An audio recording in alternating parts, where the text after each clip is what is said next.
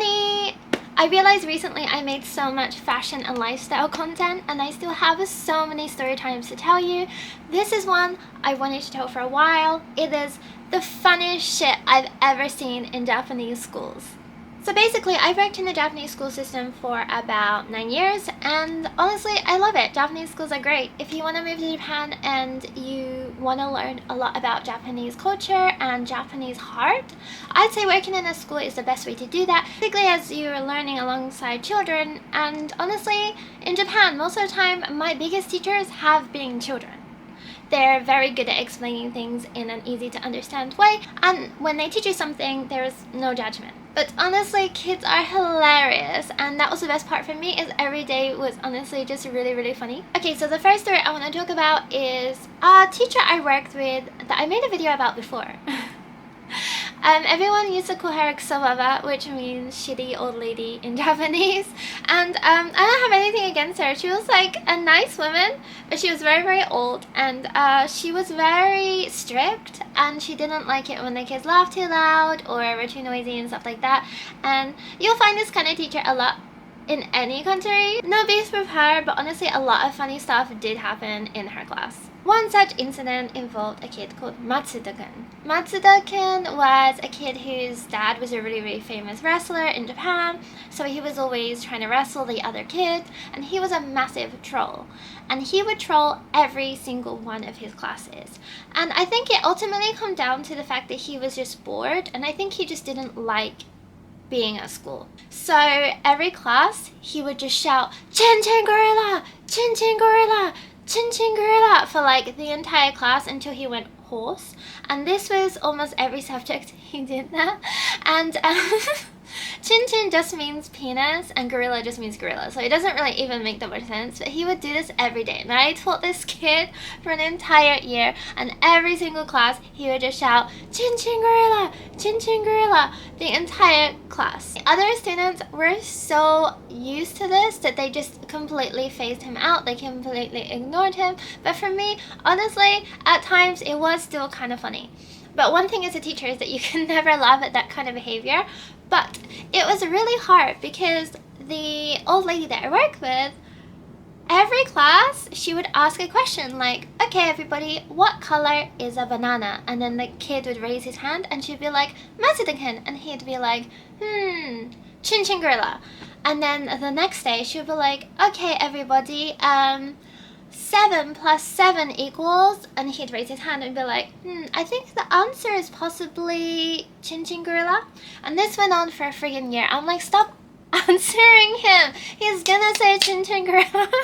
Okay, but the funny part of the story, now that you know the characters involved, is one day Matsuda-kun got bored in our class and he decided to get out the tools that he used for the art class, which was before, and it was like a bunch of clay. Like, I've never seen so much clay in my entire life. He just pulled out all this clay onto his desk and he started building the thickest, veiniest penis I've ever seen on his desk. So his desk is like this big, and then he used the clay to build like a giant shaft and then giant helmet. And the class is like 45 minutes long, so he just spent the whole time building this massive dong. And he was like, by the end of the class, he was adding like pubic hair, vein, like it was very anatomically correct. Honestly, it was amazing. I was like, damn. But like, we just ignored him. But then I don't know why, but at the end of the class, the woman I work with, she just kind of like snapped and she was like, "Matsuda-kun, that's enough!" And then she grabbed his desk and she pulled it towards her, and then the dick flopped, and then he grabbed the desk and he pulled it back. So the dick is just flopping like this the whole time while they're fighting. And then and the other students are like, "It's gonna fall, it's gonna fall." And I don't know which one of them pulled the hardest, but someone jerked it and it flipped into the air and like flew a couple of feet like a torpedo and just landed on the floor with like a noise. And everyone was just looking at this giant clay dick that was embedded on the floor.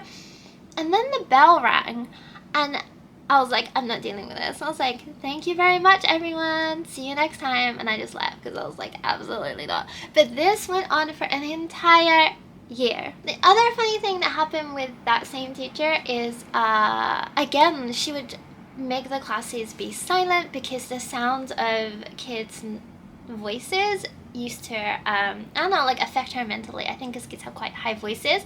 Probably why she didn't really like me that much, because I have a very high voice. So the classes were always really, really silent. And then one day, a kid left their bag out, and the strap was kind of like laid out like a bear trap, and she was walking and she got her foot twisted in the strap and she flipped forward, and like, I'm not joking, no one would believe me if they saw this, but she just did like a double barrel roll in the air, like this 60-year-old woman, and then she landed like spread eagle on the floor. And no one said anything because we were just so shocked. For like a good 10 seconds we were just looking at her, and then I was like, oh, are you okay? Do you need to sit down? And I got her a chair and I sat her down, and the rest of the class she didn't say anything, she just sat there in silence. It was really, really bizarre. You get that kind of really, really strict old lady teacher quite a lot. I had one more the first job I ever worked in Japan. Apart from this one, it was really, really nice. And the only weird thing I remember her doing was, we were in the middle of class and unprovoked, she looked at me and she said, penis. And obviously I misheard and I was like, what? And she said, penis, you know, penis. And I just didn't understand. I'm still new to Japan. I don't know what she's saying. And I'm like, penis? Is that what you're saying? She's like, penis. Do you like penis? And I didn't know what to say. I was like, I get, like, and then I'm in front of all these students, and I'm like, I don't really understand. And she's like, penis. I'm asking you, do you like penis? You know, penis, Snoopy. And I'm like, oh, peanuts.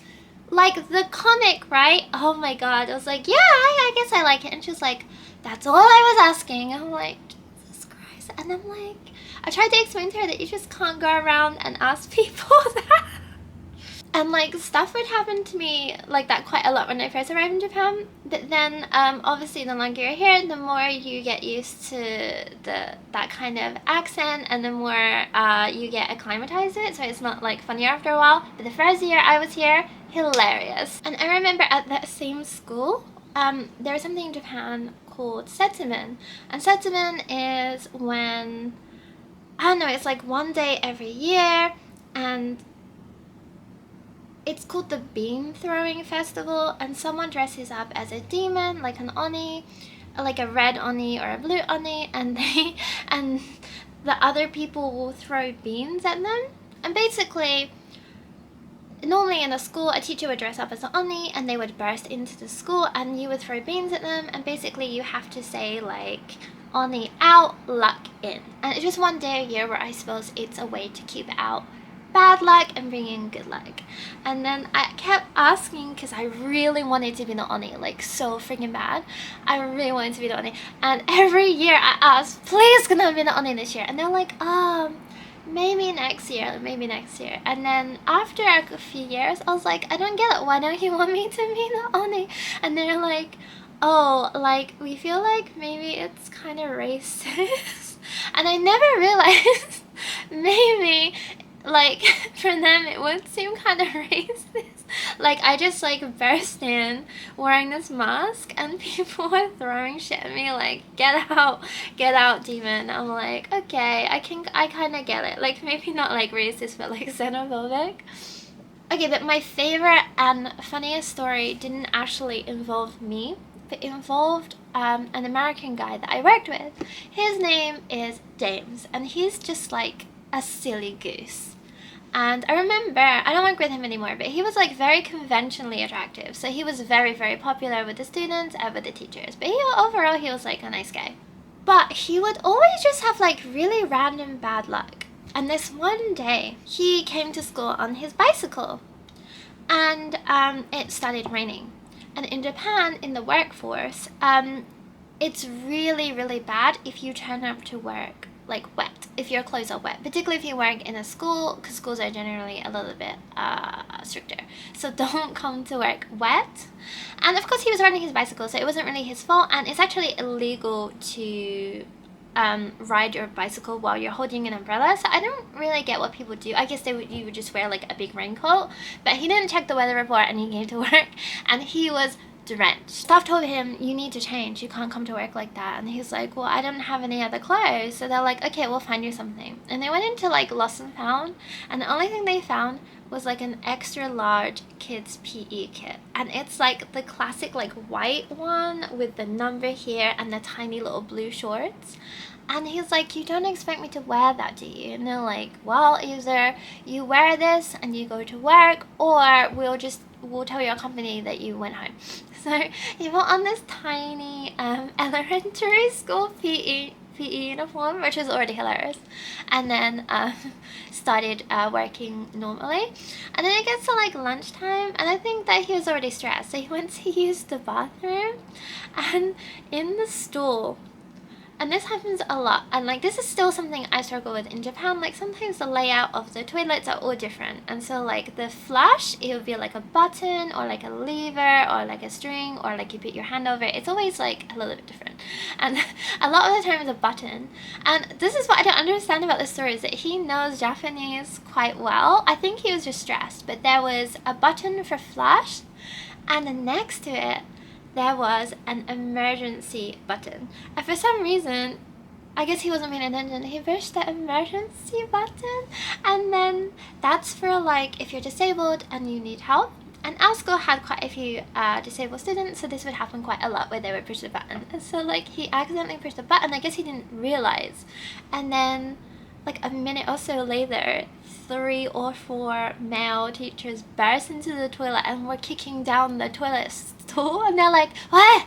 Daijoubu desu ka? What? Daijoubu desu ka?" And he's like, and he didn't know what to do, so he just kind of froze.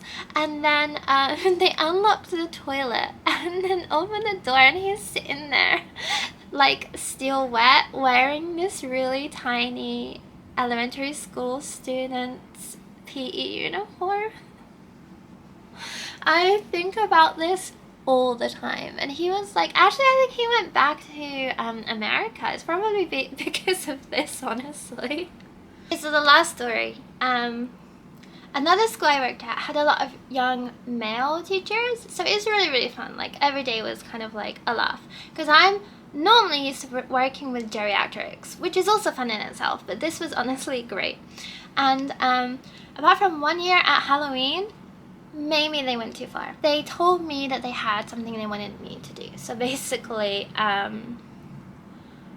the Japanese English teacher was gonna read a really scary book to the students, and these students are like, I don't know, like 10, 11 or whatever.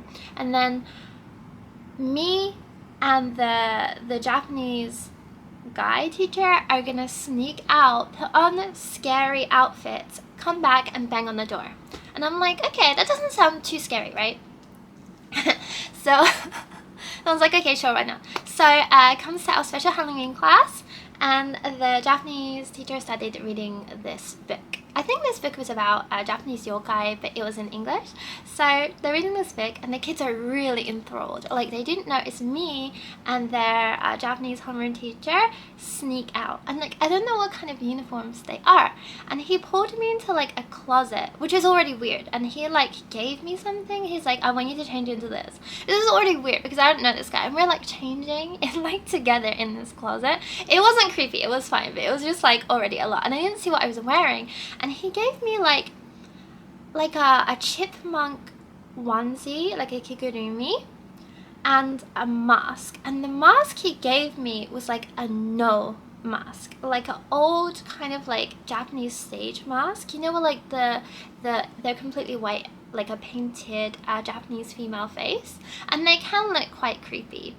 So I wore that, and I pulled up the hood, and then it was just like a mask, and it was honestly terrifying. And he gave me like a plastic machete.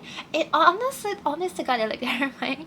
And then he put on his one. It was like a similar, like a onesie with a mask. So it was honestly quite terrifying. And he had like a freaking plastic axe. I'm like, where do you guys get all this stuff from? Anyway, so like we crept back into the classroom, and we listened until the teacher finished the story, and we heard her say something like, and then they were never found again. And then she closed the book, and the moment she closed the book, he started hammering on the door. And I didn't know we were gonna go this hard, but he was hammering on the door and going, "Whoa, whoa." And the kids, I thought the kids were gonna scream, but they were silent. Like every single one of them just froze, and we were like banging on the door. And then he slammed the door open because it was like the sliding door. They went BAM! And like we run in the room, and I'm there in my onesie with my mask on and my machete. And it's funny because I'm really small, but the other teacher is like 6 foot tall. And then he was running around the classroom and just being scared or whatever. And then and then the kids were like starting to get a little bit more into it and started to be like, oh, like maybe it's our teachers, ah ha ha ha. And then he said in Japanese like, don't worry, it's me. And then he took off his mask, and then underneath, I didn't realize, but he had an even scarier mask on. And I saw one student and just like a single tear run down their face, and I was like, oh my god, it's too much, it's too much. I took off my mask. I'm like, guys, it's just me. And it was so funny because like I expected them to just scream and be like, oh, that was scary, because normally Japanese kids are really good with horror, but they just didn't say anything at all. I think they were too scared. I was like, okay, don't do that again next year, because that was freaking terrifying. So yeah, those are some of the things that I encountered in Japanese schools that I thought were really, really funny. I have tons more stories like this if you want me to make another video. I personally found those things funny. Maybe you won't find it funny. Let me know if you have any similar stories of funny things that happen in your workplace. Particularly working in Japan and working in the school system, the hours can be quite long and the days repetitive. So I think it's really, really nice if you can laugh and joke with your co-workers and laugh and joke with your students. But anyways, thank you for watching, and always please subscribe.